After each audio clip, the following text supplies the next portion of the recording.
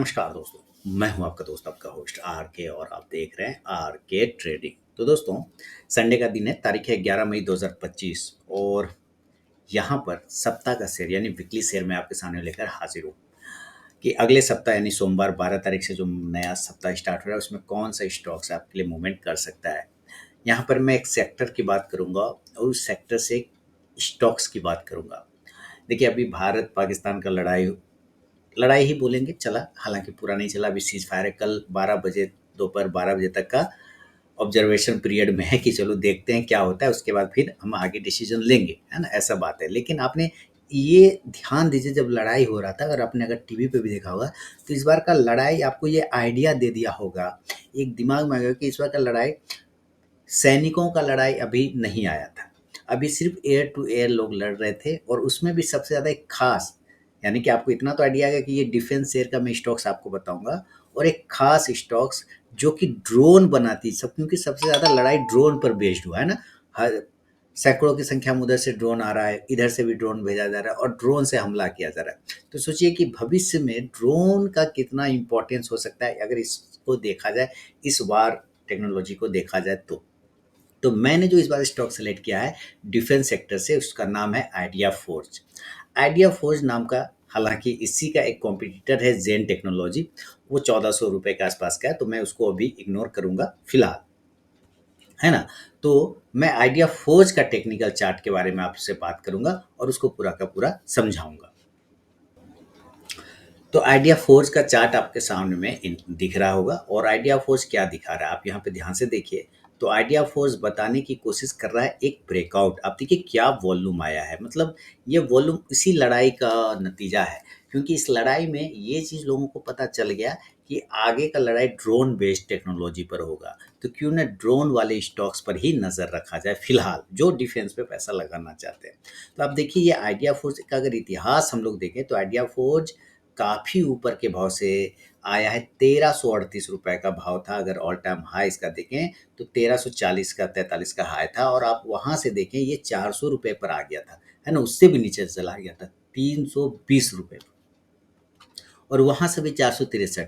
तो ये 320 रुपये से इसने 463 का जो हाई लगाया है, इसके पीछे का भी आप देखिए क्या युद्ध का नीति है। दूसरी बात कि ये एक रेंज में तो था ही, लेकिन ये इस युद्ध ने, इस इंडिया पाकिस्तान के वार ने इसको ब्रेकआउट करने पे मजबूर किया, इसको ब्रेकआउट करने पे मजबूर किया। राफेल नाम का जो जेट है, आपको पता होगा, ये फ्रांस बनाती है। अगर आप ध्यान से देखेंगे ना, राफ जो द सॉल्ट है ना, द सॉल्ट नाम की कंपनी है जो राफेल बनाती है, वो फ्रांस की कंपनी। उसके शेयर में भी बहुत तेजी आ गई। क्यों? क्योंकि भारत ने उसको यूज़ किया, उसकी टेक्नोलॉजी को दिखाया। तो कहीं ना कहीं जो ये आइडिया फोर्स है, ये ड्रोन बनाती है और वो भी मिलिट्री ड्रोन बनाती है। मैं आपको इसके वेबसाइट पे भी लेके चलता हूँ, तो ये देखिए, ये मिलिट्री ड्रोन भी बनाती है आइडिया फोर्स। इसके वजह से आने वाला समय जो है ड्रोन का हो सकता है। बहुत सारी चीज़ें ये बनाती है, सारा ड्रोन पर ही है।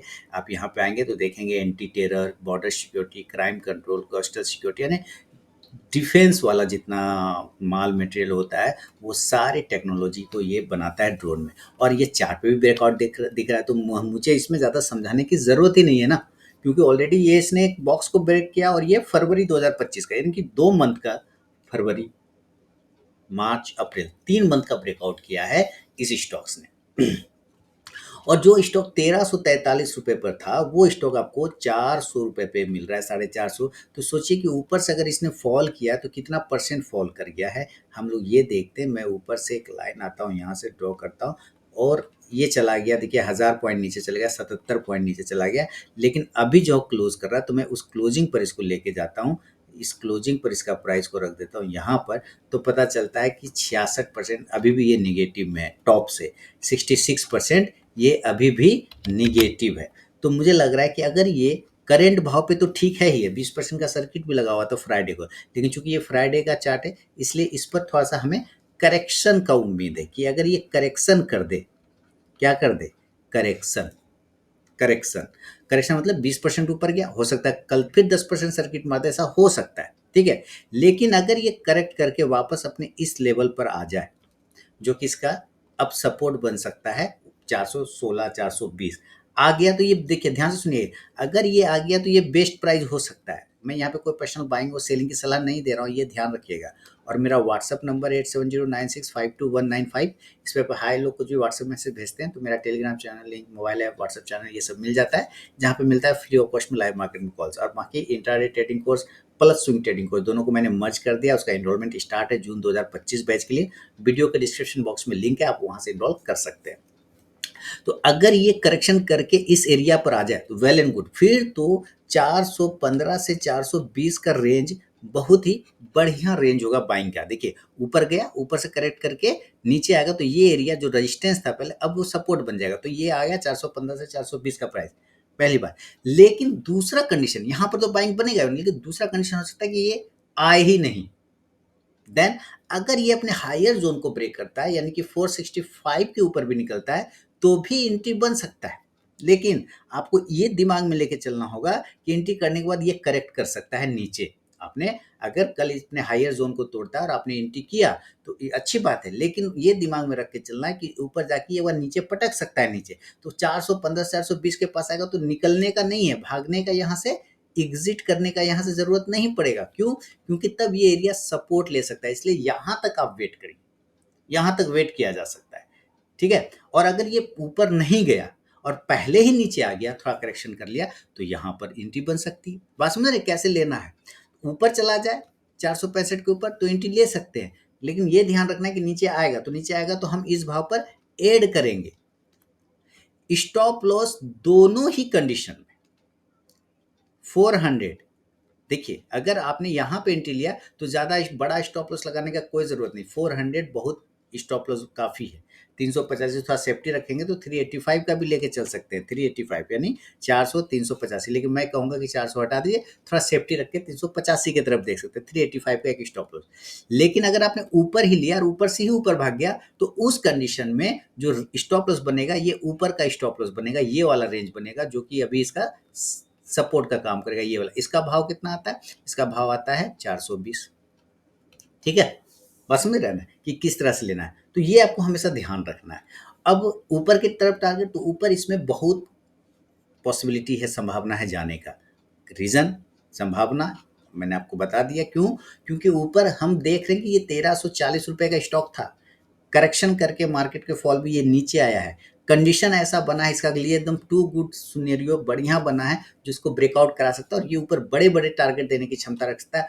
हो सकता है ये आपको 550 तक भी चला जाए और 600, ये जो दो एरिया देख रहे हैं यहाँ तक आने का कोशिश करता है, 570 से लेकर 630 तक। लेकिन हमें चूंकि स्विंग कॉल देखना है, हमें शॉर्ट टर्म देखना है, तो मैं पहला टारगेट 500, दूसरा टारगेट 530 और तीसरा टारगेट 560 से लेके 570 तक का बात कर सकते हैं।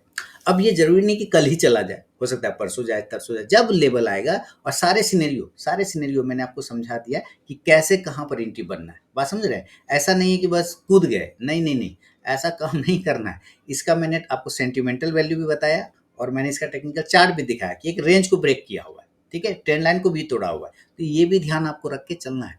बाकी आपके पास अगर कोई अपना स्टॉक्स है जो आपने सेलेक्ट किया हुआ है तो आप मुझे मेरे साथ शेयर करिए मेरे कमेंट सेक्शन में, मैं उसको एक बार फिर से चेक करके आपको बताऊंगा। ठीक है? तो चलिए मिलता हूँ नेक्स्ट वीडियो में दोस्तों, तब तक के लिए बहुत बहुत धन्यवाद।